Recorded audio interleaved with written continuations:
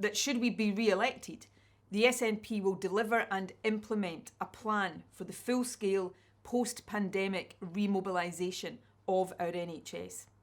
Central to this plan will be a commitment to increase within the first year of the new Parliament inpatient, day case and outpatient treatment activity by 10% compared to pre-pandemic activity levels, and then to maintain that level for the rest of the term. This plan is already well developed and in the early stages of deployment. Today I will set out more details of our approach and just some of the actions we will take as we remobilise the NHS for the future. With our ageing population and the backlog of care caused by COVID, we need to increase the capacity of the NHS across primary, community and acute sectors, and also be much more innovative about how NHS capacity is utilised. Secondly, our national NHS remobilisation plan will enable more people to get the right support closer to their own home.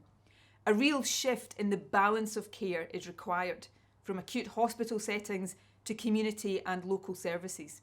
This shift in the balance of care must be backed up by a shift in investment. So in the next Parliament, we will ensure that half of the total budget for frontline NHS services will be invested in community and primary care. This will allow us, for example, to invest in more nurse-led community treatment in GP practices and other community settings, so that more people can be cared for much more conveniently and quickly. With the right investments now, we estimate that in future, around 30,000 glaucoma patients could get the care they need in community settings rather than attending hospital as outpatients. Now, this is obviously better and more convenient for patients, but it will also free up hospital capacity. And that brings me to the third part of the NHS remobilisation plan, building new and maximising existing hospital capacity so that more patients can be treated more quickly. Our plan envisages that by 2025, an additional 1,500 staff will be recruited to work in the new national elective and diagnostic treatment centres that are being established across the country to carry out more planned operations. We have already expanded the original elective centre at the Golden Jubilee. A further 6 new elective centres are already in development, and we will also renew the Edinburgh Eye Pavilion. But today I can announce that in light of the backlog created by COVID, we will establish, if re-elected, 2 more elective treatment centres, one in Ayrshire and another in Cumbernauld. This will mean a national network of 10 elective and diagnostic centres across our country.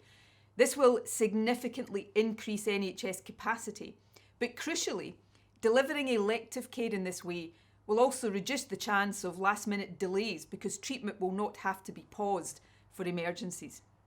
This expansion of elective capacity will be vital, but of course it will take time for all of it to be fully operational. So to increase capacity in the meantime, while these projects are completed, we intend to invest in shorter-term capacity. We will utilise mobile operating theatre units at a number of NHS sites, and we will bring on stream underused theatre capacity in community and general hospitals so that they can treat more patients as day cases. We will invest in a new network of fast-track cancer diagnostic centres. The first 3 of these in Fife, Ayrshire and Arran and Dumfries and Galloway will be operational by the end of May. We will also significantly expand community mental health services. Investment in and reform of mental health services, especially for children and young people, was already a priority pre-pandemic. The stress and trauma of COVID, though, has made that even more necessary and urgent.